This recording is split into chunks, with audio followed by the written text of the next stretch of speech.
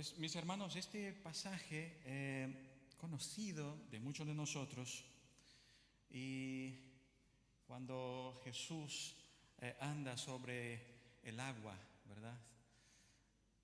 Acaba de pasar un evento muy grandioso, que fue de la multiplicación de los panes. Entonces ahora Jesús da orden, ¿verdad?, a sus discípulos para que entraran en la barca, y se fue a orar en el monte, y luego iba a encontrarles el otro lado de la orilla. Este es el contexto que tenemos de lo que había pasado, de lo que los discípulos habían visto, este tremendo milagro de alimentar más de 5,000 personas, sin contar hombres y mujeres. Ahora, si analizamos nuestros días, y no sé, hermanos, cómo piensan vosotros, pero, oh Dios mío, cuando prendo la tele y veo las noticias, es cierto que vivimos tiempos de incertidumbre.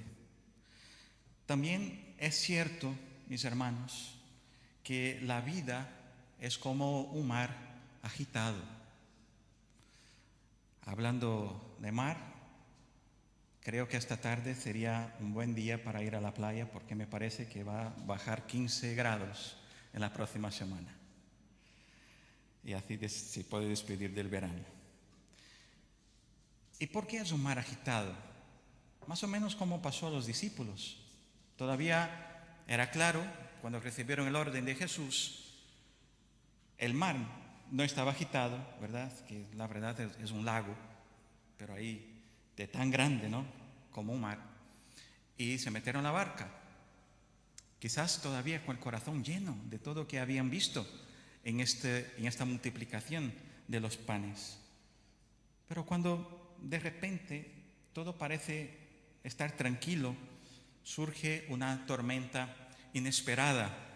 Un diagnóstico muchas veces nos llega a la puerta, muchas veces una crisis familiar que se presenta, la pérdida del trabajo, una situación inesperada, una multa de tránsito, algo que no estaba en nuestro radar, o sea, una batalla que se traba en la mente y en nuestro corazón, así, de un día al otro, de un instante al otro.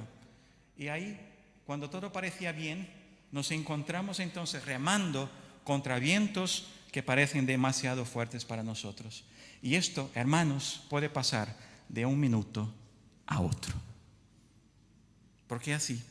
Porque esta es la dinámica de la vida. En este evangelio de esta serie que estamos, el evangelio de Marcos, nos muestra que los discípulos también reconocieron este tipo de batalla en esta noche. Porque vamos mirando el texto y vemos que la tarde se fue convirtiendo en noche, y allí trabaron algo tremendo. Estos hombres obedecieron al Señor, entraron a esta barca y se encontraron en un mar embravecido, en una noche oscura, y Jesús entonces se revela a ellos de manera gloriosa y inesperada. Jesús se acerca a ellos caminando sobre el agua. Hoy, en este texto que hemos leído, veremos nuevos comienzos que necesitamos en la vida, y esto no depende de nuestras fuerzas, sino de Cristo nuestro Señor, porque es Él que intercede por nosotros, que viene a nuestro encuentro, muchas veces de manera inesperada, inusual muchas veces, caminando sobre el agua, y calma nuestro corazón, calma nuestro miedo y transforma nuestras pruebas en testimonios vivos. El día se llegaba al final, estaban todos en la barca, me imagino que también ahí hablando entre ellos, con los 12 cestos ahí sobrados de este milagro, y quedaban para atrás el Señor Jesús y toda esta multitud. El corazón de ellos alegre, seguro, contentos de todo lo que había pasado. mal sabía ellos que poco tiempo, quizás algunas pocas horas, todo iba a cambiar. Un momento de alegría, euforia, contentamiento, milagros. Y de pronto, algo estarrecedor. Una tempestad brutal, olas, el mar, todo esto trayendo miedo al corazón de esta gente. Muchos de ellos conocían este lugar. Eran pescadores, algunos de ellos. Sabían cómo iba, pero ahí se encuentran acorralados de miedo. La barca entonces atravesaba el mar y llevaba consigo todas estas sensaciones. Y tan pronto comienzan a emprender este viaje que tenía un destino, era la ciudad de Cafarnaúm. Esto sucede y cambia todo repentinamente. El viento, y ahí hay que entender un poquito la geografía del lugar, estaba ahí encajonado entre las montañas de Golán y de un lado y las montañas de Galilea de otro. Y así esto se levantaba olas que golpeaban la frágil embarcación de los discípulos. La barca se balanzaba tremendamente. Intenta imaginar cómo podrían escuchar el ruido de las olas, del viento, el clima de miedo que se apodera de ellos, y sin obedecer ningún mando de la barca estaba completamente allí a la deriva. Peligro eminente, amenaza real. El naufragio parecía inevitable para estos hombres. Este episodio, que también está en los otros evangelios, excepto lo de Lucas, ahí está relatado, y Marcos, Mateo, lo sitúan entre la multiplicación de los panes y las curaciones de Genesaret. Juan lo convierte en el prefacio del gran sermón de Jesús sobre el pan de vida. Ahora, este texto nos enseña algunas lecciones que veremos ahora. Primero, cuando Jesús parece tardar. Y no sé si ha tenido alguna impresión cuando has pasado por algún de estos temas en tu vida y dice: Señor, ¿y dónde estás? Termina la tarde de enseñanza, de multiplicaciones, de milagros. Obedecen. Porque, hermanos, mire, el Señor Jesús, Él no pide, Él no sugiere que los discípulos suban a la barca. Él da un orden y los discípulos le obedecen. Esto se trata de un pedido expreso de Jesús.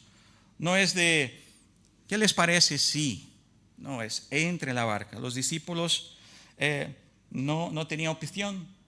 Aceptaron obedecer como era obvio, y entonces fueron empujados al ojo de una tremenda tempestad. Ahora, leyendo ese texto y reflexionando sobre ello, me hice algunas preguntas. ¿Estos discípulos obedecieron a Jesús? Sí. ¿Estos discípulos conocían ya el ministerio de Jesús y acababan de ver un milagro? Sí. Eran obedientes al Señor. Aún así, por haber obedecido al Señor, se encuentran ahora en un riesgo tremendo. Ahora, ¿cómo entender esto? Entonces, estas son las preguntas que me hago. ¿Por qué Jesús permite que nos sorprendan situaciones adversas? ¿No soy yo fiel a Él y a su voluntad? ¿Por qué el Señor permite vivir estas cosas? ¿Por qué hay algunas ocasiones de la vida que nos empuja al epicentro de la crisis? ¿Por qué somos sacudidos por vendavales más fuertes que nuestras fuerzas y lo que podemos soportar? ¿Por qué accidentes trágicos pueden pasar? Pérdidas dolorosas, enfermedades graves pueden golpear a nuestra puerta, aún siendo fieles y obedeciendo al Señor. Mis hermanos, es más fácil aceptar que la obediencia nos lleva a jardines floridos que a hornos de aflicción. Es más fácil aceptar que la obediencia nos libra de la tormenta y que no nos arrastra a corrientes caudalosas. Sin embargo, la existencia de problemas no significa que estamos fuera de la voluntad del Señor. fuera del propósito de Dios, ni que Dios sea indiferente a la situación, el momento que estoy viviendo, a mi dolor. C.S. Lewis una vez dijo, el sufrimiento es el megáfono de Dios para despertar un mundo sordo. Este autor, Lewis, él entonces expresaba que Dios muchas veces usa el sufrimiento para llamar la atención del ser humano y llevarlo a una reflexión y al arrepentimiento. Y mis hermanos, tenemos que aprender algo. Y creo que han aprendido, creo que todos vosotros, que la vida cristiana no es una sala VIP, que la vida cristiana no es un crucero espiritual. La vida cristiana más bien no es un paraíso en la tierra. Y si no, y te lo dijeron al contrario, han mentido para ti. Porque la vida cristiana es un campo de batalla. Pero con Él, con Jesús, con nosotros, a nuestro lado, en la barca, pueden venir los problemas y vamos a atravesar, porque Él nos da paz y seguridad. Mis hermanos, hay un autor, un pastor, ya está con el Señor, Tim Keller, una vez escribió lo siguiente: el sufrimiento no es lo opuesto al propósito de Dios, puede ser el propio medio para transformarnos en quien Él quiere que seamos. Es decir, Tim Keller propone una visión redentora del sufrimiento. Porque hermanos, no puede ser. El sufrimiento va a venir sobre nuestras vidas. Viene a los incrédulos, a los creyentes, va a venir. Ahora, este sufrimiento debe de tener un propósito. Entonces Keller sugiere que Dios lo utiliza como parte de su plan de transformación y de nuestro crecimiento espiritual. Y no puede ser que suframos para nada. Dios tiene un plan, caso los momentos de sufrimiento. Y la cosa más linda que tengo que decir, el sufrimiento no es para siempre, hay tiempo y esto no es para toda la vida. Pero sí, hay momentos que el sufrimiento toca la puerta. Y la diferencia entre un creyente y un incrédulo es lo que les sucede, sino es el fundamento sobre el cual construye la vida. ¿Por qué? Bueno, Jesús mismo dijo que el insensato construye su casa sobre la arena, pero que el sabio la construye, la edifica sobre la roca. Es el fundamento donde estamos. El sufrimiento viene para todos. ¿Y cómo vamos a atravesar por estos baches de la vida? La misma lluvia cae, hermanos, en ambos tejados. A los creyentes, a los no creyentes. El mismo viento sopla contra ambas paredes. El mismo río golpea ambos cimientos. Pero una casa cae y la otra permanece, a la diferencia de dónde está fundamentada. Un cristiano enfrenta las circunstancias, las inclemencias de la vida igual que las demás personas, pero la tormenta no le destruye. Al contrario, revela la solidez y la confianza que él tiene en Cristo Señor. Por eso, quiero decir que si acaso está pasando por un momento así, les quiero decir, no te desanimes por causa de las tormentas de tu vida. Puede ser inesperadas para ti, pero nunca han sido inesperadas para Dios. Él ya sabía de antemano. Puede estar fuera de tu control. El tema puede estar fuera de tus manos, pero nunca estará fuera de las manos del Altísimo. Puede que no entiendas la razón, y yo comprendo este tipo de angustia, pero puedes tener la certeza que son instrumentos pedagógicos de Dios y crecimiento para tu vida. Porque el crecimiento es la escuela superior del Espíritu Santo y nos enseña mayores lecciones de la vida. Las tormentas no vienen para destruirnos, sino para fortalecernos. Esto es un gran secreto de la vida cristiana. No son una negación del amor divino. Él nos ama. Más bien, son oportunidades para experimentar este socorro amoroso de Dios en los momentos más complicados de nuestra vida. Marcos nos informa que Jesús despidió a los discípulos antes de esta multitud que le estaba, y por dos razones por lo menos. Primero, imagínense, después de la multiplicación de los panes, la gente cómo estaba. Contentos, sorprendidos, espantados. Intenta imaginar el ambiente. Entonces, Jesús les manda ir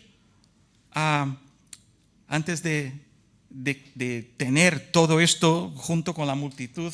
Y primero creo que para librar el corazón de los discípulos de una tentación. El Evangelio de Juan informa que la multitud quería hacer Jesús rey. Aquí está el texto de Juan capítulo 6, versículos 14 y 15. Está escrito así. Al ver la señal milagrosa que Jesús había realizado, la gente comenzó a decir: en verdad, este es el profeta que había de venir al mundo. Pero Jesús, dándose cuenta de que querían llevárselo a fuerza y declararlo rey, se retiró de nuevo a la montaña él solo. O sea, los discípulos no han visto esto, ¿ok? Entonces, al despedir los discípulos más temprano, libró los discípulos de ver su ministerio bajo una óptica distorsionada que suele hacer nosotros, hombres de mucha cosa, que queremos poner a la gente en lugar donde debe de estar, ¿no? A los siervos de Dios deben estar en su sitio, siendo los primeros que sirven, sin la gana de querer ser servidos por los demás. La segunda, para interceder por ellos. Jesús les manda subir a la barca y se va a la montaña. Así que Jesús, que casi nunca tenía tiempo para nada, para comer, pero siempre tenía tiempo para orar. Jesús se retira a la oración y ahí está allí orando en el monte, y cuando vio a los discípulos en dificultad. Entonces, el Señor, mis hermanos, nos ve cuando estamos pasando por tormentas que nos golpean de arriba abajo. Ninguna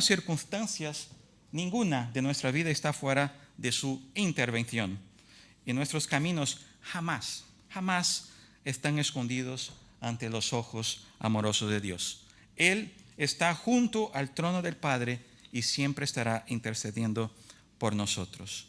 Y esto nos lleva a pensar que Jesús había prometido ir al encuentro de ellos sin demora. Esto era la promesa cuando les despidió.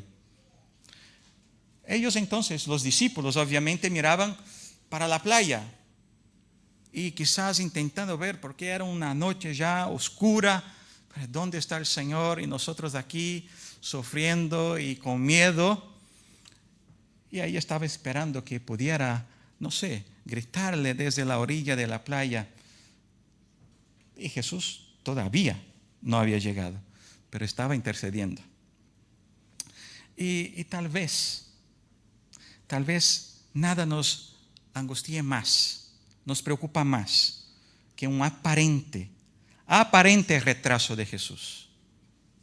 Estamos ahí sufriendo, estamos en medio a una tormenta. Señor, ¿dónde estás? Nos había dicho que vendría por nosotros. No te veo en la orilla. ¿Dónde estás, Señor? Entonces, otra vez, esto me hace plantear una serie de preguntas. ¿Cómo reconocer el amor de Dios si en la hora de mayor angustia de nuestras vidas Él no llega para socorrernos? ¿Cómo entender el poder de Dios ante la perpetuación de la crisis que nos asfixia y decimos: Señor, ¿hasta cuándo vamos con esto? ¿Cómo conciliar la fe en el Dios que interviene cuando el mar se muestra agitado, este mar de la vida se muestra revuelto? ¿Cómo conciliar el amor de Dios con nuestro sufrimiento? ¿Cómo hacer esta conciliación? Si Dios me ama, ¿por qué estoy sufriendo tanto? ¿Y cómo armonizar la providencia divina con su aparente demora en responder nuestro legítimo clamor? Un pastor inglés llamado John Stott dijo: el sufrimiento es un enigma, pero también una oportunidad de crecimiento espiritual. No podemos explicar del todo por qué sufrimos, pero Dios lo usa para formar nuestra fe. Y esta, mis hermanos, sin duda fue la mayor tormenta que los discípulos han sido afligidos, y enfrentaron entonces el fragor de aquel mar embravecido. Ahora, te quiero hacer unas preguntas. ¿Cuántas veces, hermanos, como creyentes, hombres, mujeres, que amamos al Señor, fieles a Él, cuántas veces alguien se acerca a nosotros, conociendo las luchas que estamos pasando, y nos hacen algunas preguntas como esta: ¿dónde está tu Dios? O, si Dios se preocupa por ti, ¿por qué estás pasando por estos problemas? O quizás, si Dios satisface todas tus necesidades, ¿por qué estás solo en brazos de la soledad? O, si Dios es bueno, ¿por qué no te libró de este tema? Wow. Son preguntas que nos hacen algunas veces. Un pastor llamado Dietrich Bonhoeffer, nacido en Alemania, dice: el sufrimiento es el camino que conduce al verdadero seguimiento de Cristo. No podemos conocer a Cristo sin pasar por este camino. La bondad de Dios, hermanos, no consiste en evitar el sufrimiento, sino en usarlo como medio para transformar e identificarnos cada vez más con el Salvador. Y muchas veces el mayor drama que enfrentamos no es la tormenta, ¿sabías? Sino la aparente demora de Jesús en socorrernos. Y además de la tormenta, entonces, experimentamos la soledad, un sentimiento de abandono total. Y no sé, solo Dios conoce tu corazón, pero tal vez estés cruzando un mar encrespado de la vida mientras las olas pasan por encima de tu cabeza.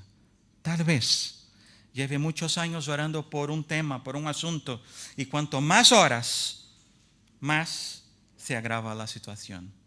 No conozco tu vida, pero tal vez tu sueño más hermoso esté siendo postergado año por año y aún no has oído ninguna respuesta o explicación de la parte del Señor. Jesús, mis queridos hermanos, en realidad no está lejos, tampoco indiferente. Él no ignora el drama de sus discípulos, conocía, como tampoco ignora lo que puede estar viviendo hoy mismo. Y cuando piensas que el Señor está lejos, en verdad está trabajando a su favor, preparando algo para ti. Él no duerme, dice la palabra, tampoco adormece, sino que actúa en favor de aquellos que esperan en Él. El Señor no llega tarde, jamás lo hizo. La tormenta está fuera de control, pero te quiero decir, calma tu corazón. El mismo Dios, el mismo Señor que actuó allí, es el mismo que está hoy en este lugar de culto. El mismo que adoras todos los días. Calma tu corazón. Jesús sabe dónde estás, cómo estás ahora mismo, lo que está pasando en su mente ahora, en este instante, mientras escucha esta prédica. Quizás te arma un montón de preguntas en tu cabeza. Él sabe dónde estás y dónde te llevará. Segundo lugar, cuando el miedo es infundado. Pues al caer la noche, cuando los discípulos estaban ya en medio del mar, llegó esta tormenta. El viento Los discípulos entonces empiezan a intentar remediar la situación. Aquellos que tenían más experiencia ya no sabían más qué hacer. La noche oscura, quizás con algunos luces de truenos y rayos. Sin embargo, hermanos, estos hombres, cuanto más se esforzaban, poniendo toda su experiencia que tenían en el mar, menos resultados tenían. Y lo que era familiar para ellos, lo que era algo de su cotidiano, algo doméstico, la barca, el mar, la pesca, esto se convierte en un monstruo indomable. Y la barca entonces se llenaba de agua, era un caos total. El pavor entonces se apodera de ellos, y las circunstancias mostraban que en lugar de llegar a Cafarnaúm, parecía que su destino sería la muerte. Entonces dice el texto que en la cuarta vigilia de la noche, Jesús entonces iba hacia ellos. Esto está en Mateo capítulo 14, versículo 25. Y para entender un poquito cómo los judíos dividían la noche, hacían 4 vigilias. La primera era de 6 de la tarde a las 9 de la noche. La segunda vigilia, entonces, de 9 a medianoche. La tercera de medianoche a las 3 de la mañana. Entonces, la cuarta vigilia de 3 a las 6 de la mañana. Si imaginamos que los discípulos fueron despedidos por Jesús cuando todavía estaba claro, podemos intuir que estos hombres estaban allí, en medio de la tormenta, por lo menos 9 largas horas.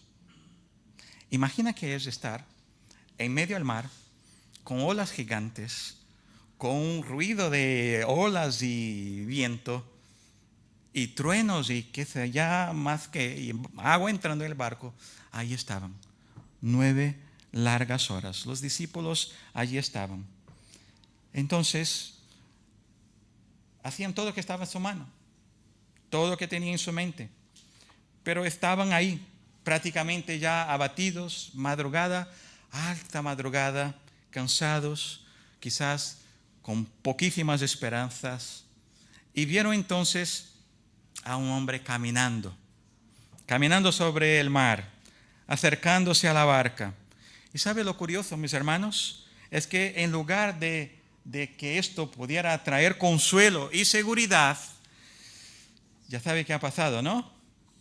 Aquella visión entonces agravó aún más la situación, porque estaban apavorados de miedo, porque pensaban que eran, ¿qué? Un fantasma. Pensaban que era un fantasma. Horas antes, estos mismos hombres habían participado de uno de los milagros más grandes, que era la multiplicación de los panes y peces, y ahora estaban aterrados porque ahí había sus supersticiones, creencias, y ahí pensaban, es un fantasma. O sea, esta silueta que venía acercándose a la barca no le produjeron paz al principio, pero era lo que faltaba. Ahora viene un fantasma. A esto le aterraron aún más su corazón. Imagínense toda esta situación.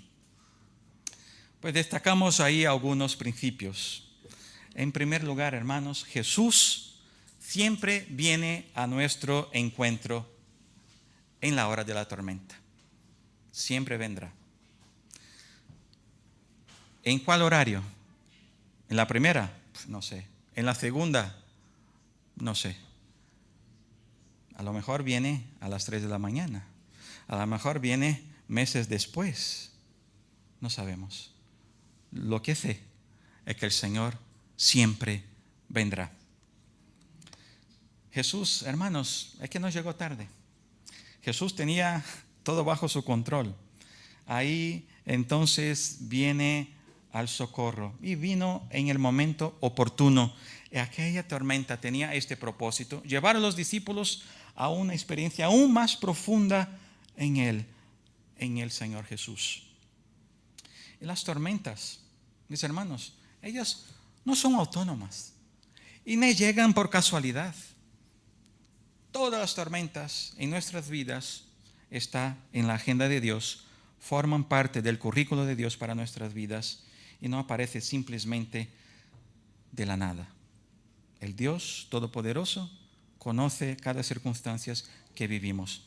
¿Quiero vivir yo en una tempestad? No. ¿Quiero pasar yo por una tormenta? Claro que no. No sé si hay algún masoquista aquí, pero yo no. Yo no quiero, yo evito. Yo hago todo que está en mi mano para no sufrir. Pero llega, hermanos. Esto es ley de vida. Las tormentas son enviadas por la mano de la providencia divina. ¿Sabe que es conocida una expresión de un poeta inglés, William Cowper, que dice: tras cada providencia severa se encuentra un rostro sonriente? Después que pasa la tormenta, viene el alivio, viene el gozo, viene la paz, viene la alegría y suele que viene en forma de testimonio. Hermanos, quiero contar qué ha pasado después de haber sufrido esto y esto. Dios, no sé cómo, pero mira qué me ha pasado y ahora estoy feliz en Él. Los discípulos conocieron a Jesús de forma mucho más profunda después de haber pasado por este rescate. Hermanos, el Señor Jesús sabe cuándo llega la crisis en tu vida.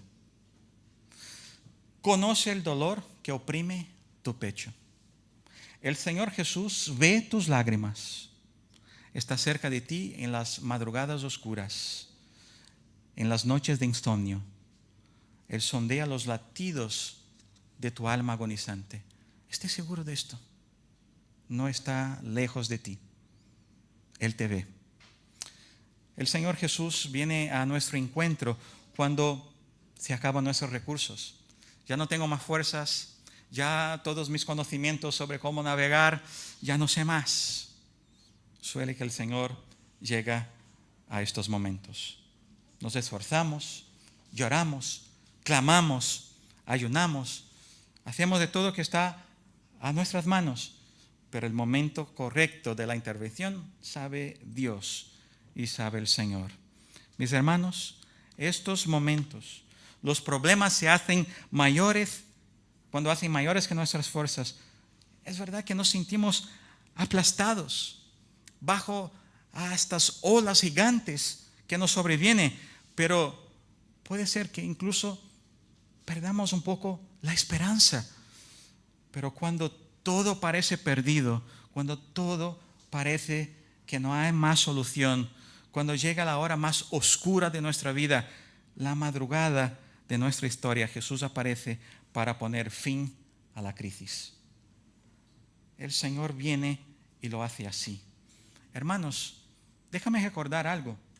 El Señor no viene cuando queremos. El Señor viene cuando lo necesitamos. El tiempo de Dios no es lo nuestro. Si recordamos, mire, hermanos, Dios libró a los enemigos, los amigos de Daniel, del horno. No libró del horno, los libró en el horno. Igual que Dios no libró a Daniel en la fosa de los leones, libró a él dentro de la fosa de los leones. Dios no libró a Pedro de la prisión, sino en la prisión. Y ahí entonces preguntamos, pero hasta los 90 minutos del partido, Señor, ¿por qué? Porque es el tiempo de Dios. Porque Él quiere enseñarnos algo. Y le voy a decir, tampoco tengo respuesta para estas cosas. Lo que sé es que Dios es soberano y atiende nuestro clamor en el momento que Él cree ser más conveniente. En tercer lugar, hermanos, Jesús viene a nuestro encuentro caminando sobre el mar. A veces viene en momentos más inusuales, ¿no? Así llegó. Los discípulos estaban ahí esperando el socorro de Jesús de alguna manera, pero cuando vino no lo reconocieron.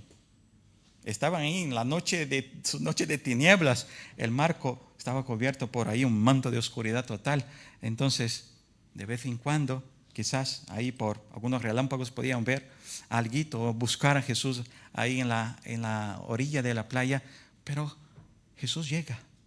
El Señor llegó, se presentó. Esperaban a Jesús, estaba ahí orando, seguramente clamando al Señor, y se acerca a ellos.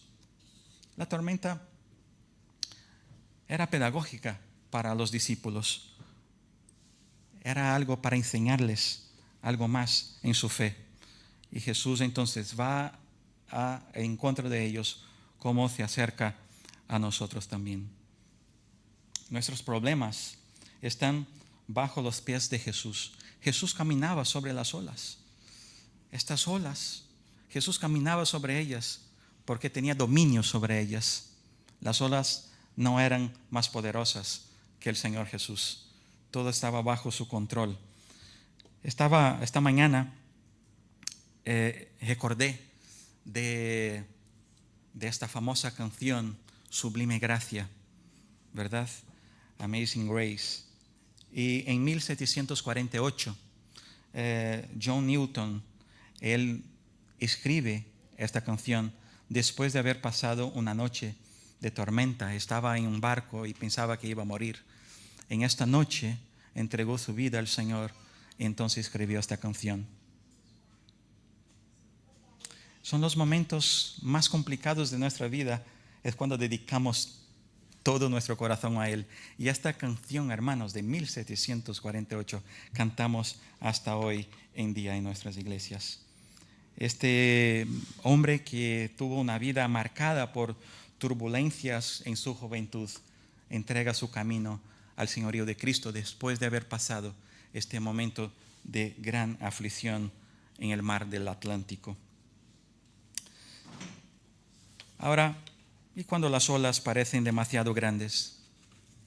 ¿Qué hacemos? ¿Cómo hacer? Cuando los problemas nos asaltan. Quizás esté lidiando con un problema que lleva años con él.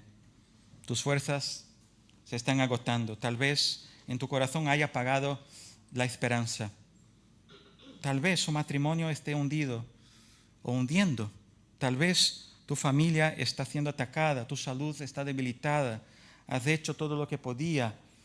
No tiene un trabajo, un empleo, pero has hecho todo lo que podía.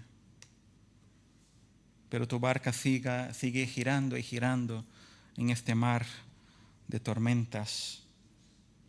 En estas horas necesitas saber que Jesús va a tu encuentro pisando sobre estas grandes olas de preocupación. Y aleluya por eso. Mis hermanos, el peligro que te amenaza está debajo de los pies de Jesús. Él es mayor que todas las crisis que conspiran contra ti, contra tu corazón. Ante Él, toda rodilla se dobla. Jesús hace de la propia tormenta el camino para llegar a tu vida, como ha hecho con John Newton, autor de Amazing Grace. No sabemos los medios que usa el Señor, pero lo usa para alcanzar a aquella a quien Él ama. El Señor no solo anda sobre las tormentas, sino que el Señor también convierte la senda, ¿verdad?, para acceder, como una senda para acceder a su corazón. Y muchas veces el sufrimiento toca nuestra puerta y el Señor entonces utiliza para la gloria de su nombre. Ahora, hermanos, cuando Jesús sosiega nuestra alma afligida, he dicho que muchas veces la tormenta está, pero muchas veces algo que nos quita la paz, esta aparente demora del Señor en llegar. Pero cuando el Señor llega, la primera cosa que el Señor hace allí con los discípulos no fue mandar que las olas parasen, los vientos cesasen. El Señor primero, antes de terminar con el sufrimiento de esta tempestad, calma el corazón de los discípulos, traspasa el corazón de sus discípulos. Y el Señor lo hace con 2 palabras cuando dice a ellos, soy yo. Y al escuchar estas palabras, tú, igual que los discípulos, vas a reconocer que es Dios hablando a tu corazón. El Señor se acerca, la tormenta está ahí. El Señor no cesa la tormenta, pero primero calma el corazón de los discípulos. Y cuando les preguntan, ¿eres un fantasma? Y Jesús dice, ¿soy yo? No temáis.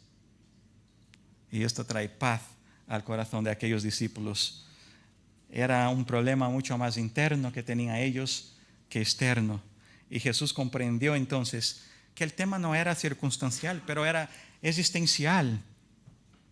Y ahí estaban los discípulos una vez más, rendidos entonces a esta dulce voz del Señor Jesús. Esta voz entonces trae paz a sus corazones y almas agitados por los vendavales furiosos en el corazón de ellos. Y antes de que el Señor calmara todo, entonces el Señor les levanta el ánimo. Y es natural, hermanos. A depender del tiempo que estamos lidiando con alguna cosa en nuestras vidas, es natural perder el ánimo en medio a la tormenta.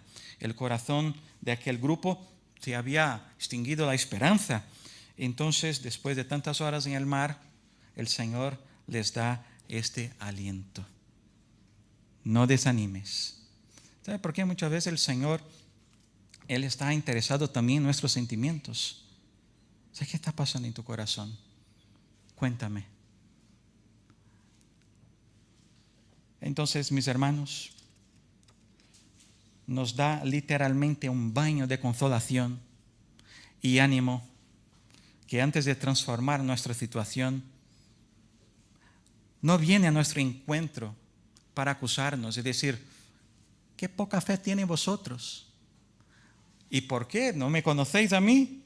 No, el Señor no les regaña.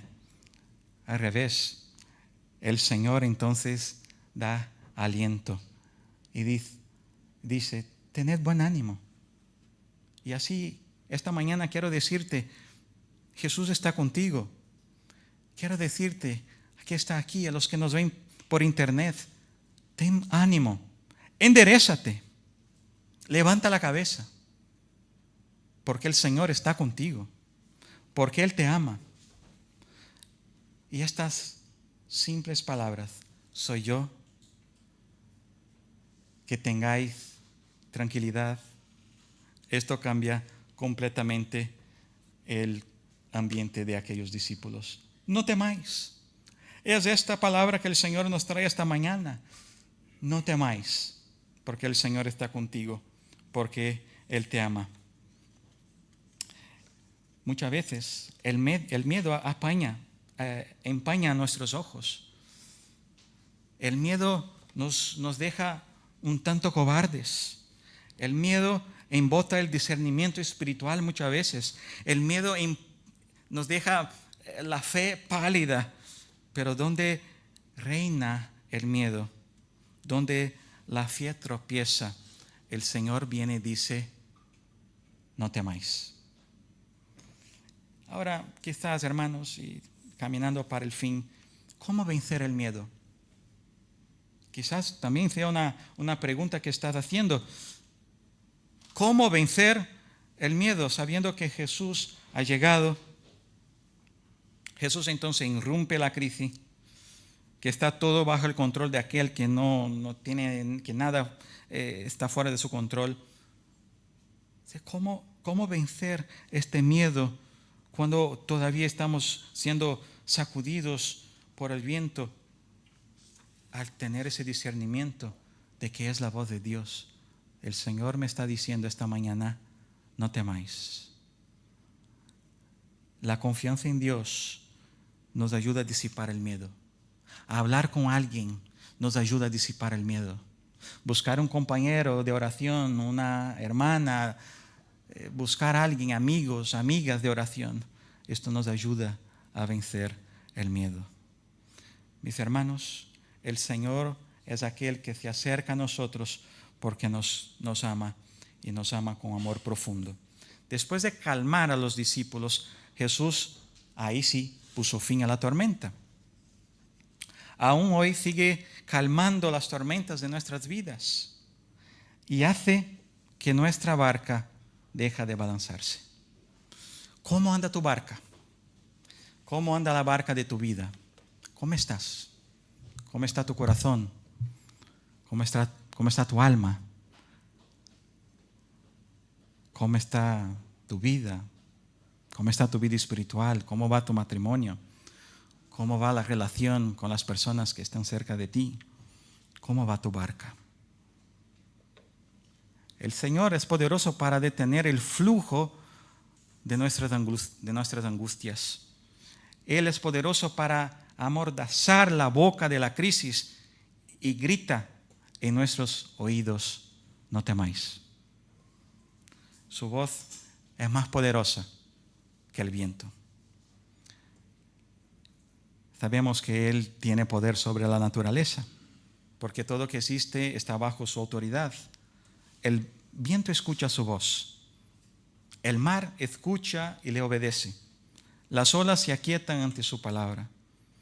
Jesús es todopoderoso para calmar nuestras tormentas existenciales. ¿Qué pasa en tu corazón? ¿Cuáles son tus dudas? ¿Por qué estás sufriendo? El Señor esta mañana te dice: soy yo. No temáis. Estoy aquí. Siempre he estado. Nunca me he olvidado de ti. Estaba intercediendo por ti. No temáis. No temáis.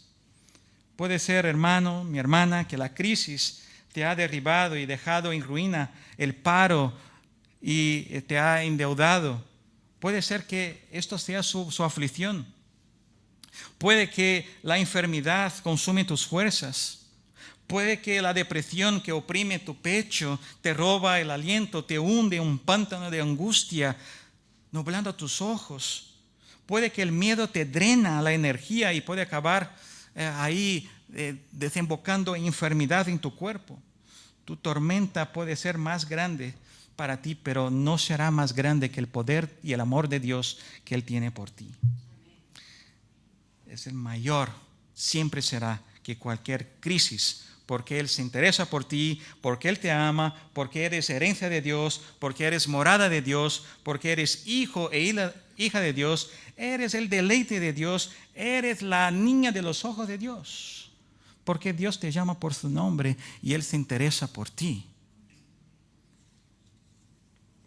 Y para concluir, hermanos, cuando Jesús va con nosotros, siempre llegaremos a nuestro destino.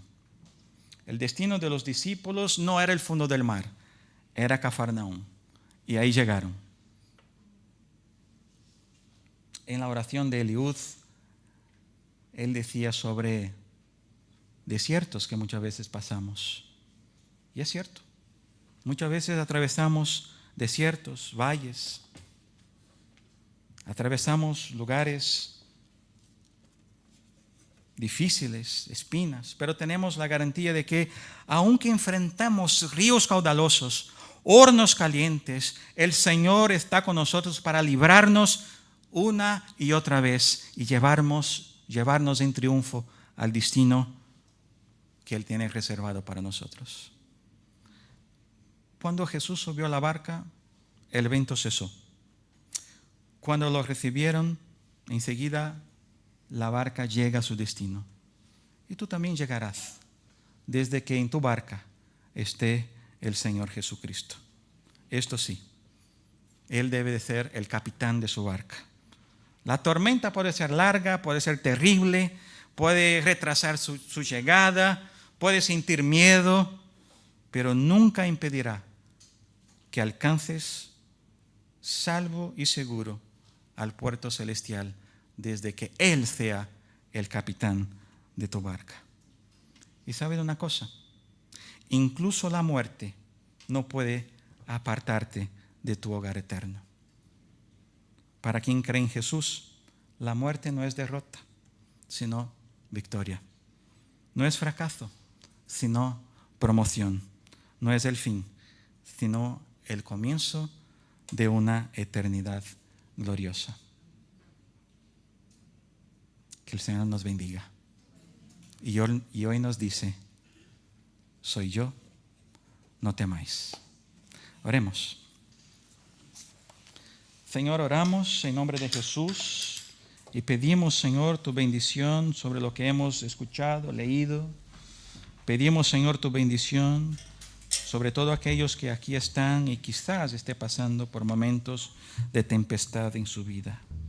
Pedimos, Señor, tu poderosa mano y que traiga paz al corazón de tus hijos, porque luego de la paz vendrá, Señor, la calma de la tempestad. Oramos en nombre de Jesús. Amén.